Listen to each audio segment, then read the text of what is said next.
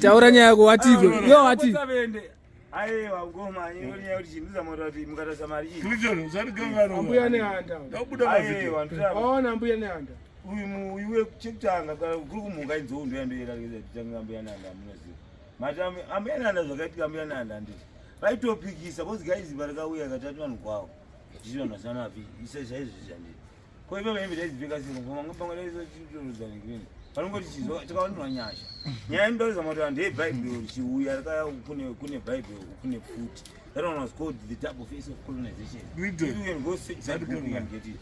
The double face of colonization yanga iri nyaya yekuti varungu just kuti varungu vaida nyaya kuti majera vakatwakira kunyanya just kuti zvinhu zvavo property ndo sachona bhaibheri vachiri wedzera ivana kuti upenyu hwavo vanhu vakatanga kutya mwari vanotya kuvatorera munzira yavo vanotya vega asi vachidya munyika medu kusangosanga panyaya yewichea inotenderera yai munhu ainowedzera todaizvezve why madress code asingomamwe makandiwa shuga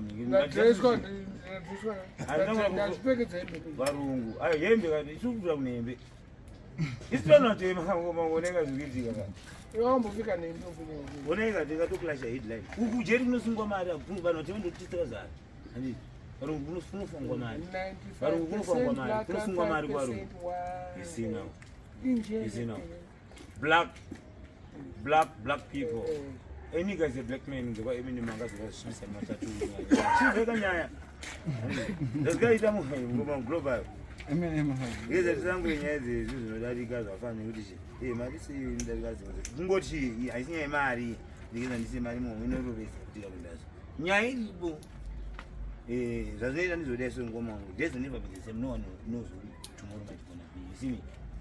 A Rastaman to be a Rastaman, you see. It's not about the dreadlock. Commercial in the heart. I'm not a Rastaman. I'm a dreadlocks man. You see now. Gentleman Conman. I'm not a Rastaman. One people. No, I'm not. Many colors. I am man who correct. Yes. I'm not a Rastaman. I'm a dreadlocks man.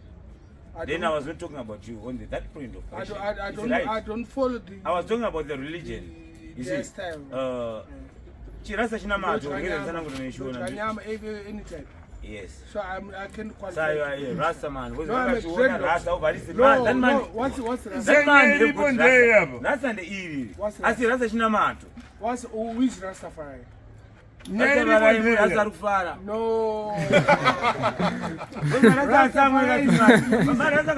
This is excellence.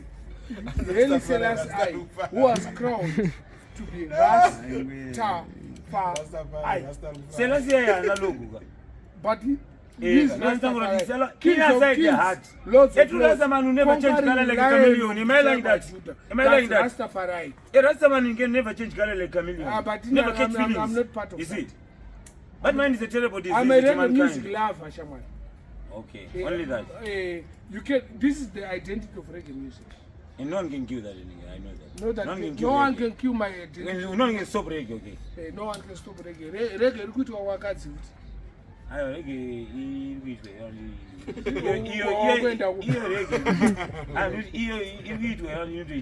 You could eat.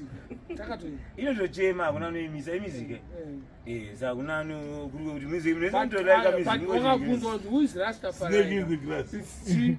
His Imperial Majesty, King Selassie, Kings of Kings, yes, Lords of Lords, conquering land of tribe of Judah, who was elected. Salute no evil, promote no violence. Who was elected by the Most High. German man. Yes, I am. When he comes back, he's gonna come as a certain person. That certain person was King Selassie. Correct. The last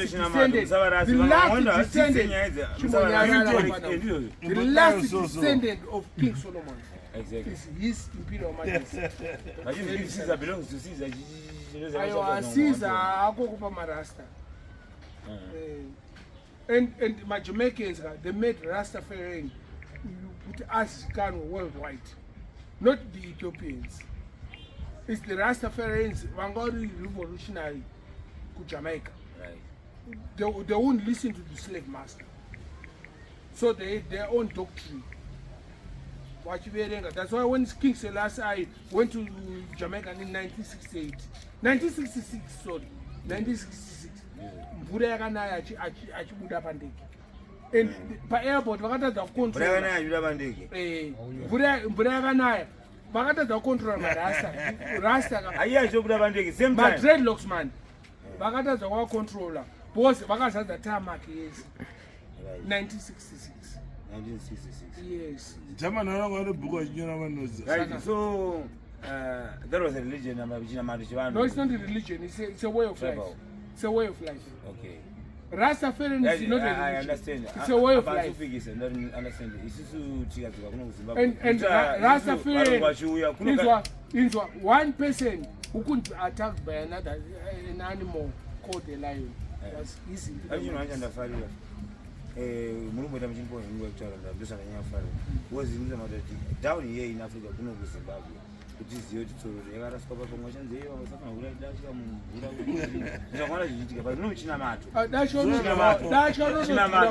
china mato when I'm doing something as an example I'm just describing example this are said like because inende pandikananga isimi time over man dalaza manditaure ngoma unizodaiso people never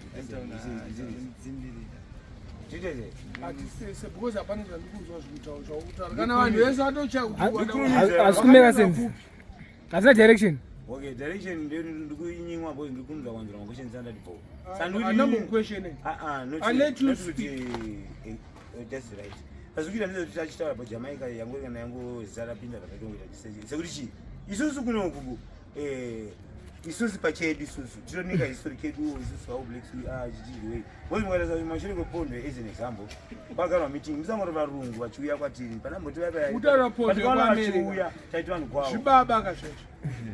Pondwe kwa America. $2 do remember kuno kune history yedu tine maspiritual anozi maspiritual anozi nehanda ka nakagui spiritual medium nemzilikazi lobengula maspiritual mediums and we have many more anachaminuka all spiritual mediums and every area panana mtoko waito kuda maspiritual mediums but akavakunda pane vese vakazouraiwa nemapurivheya nevarungu ndikaguru nanihanda ndovakabatwa anenge nehanda kana kaguru one of them but wakadzoka but have you ever had to go to England Queen Anne stick yakamboba kunonga ichine magic stick and stuff avandasangura kuya china mato chedu isusu vanhu vatema kuno kuZimbabwe kana vashona rudzi rwashona isu tinofana kubuda kuti tinobuda mukati memba yaikwa baba Abraham baba emarudzi avo tiona ivavo tinotendana vafirisita ina ndivenenge bhaibheri musanga china mato china mato chejohn masowe John Masowe aitwa bhaibheri ndinosanza mazangura kuti isu china mato chaishe yakwatiri Sianza ne Bible raishe. Bible rachakaipa mari chimunya papi. Zvakataurwa but yesterday. Mari rakagadzirwa asi chena achaitotaura get me point clear. Rakagadzirwa kuti vanhu vemuZimbabwe vatitechi state. Nedzimwe nyika.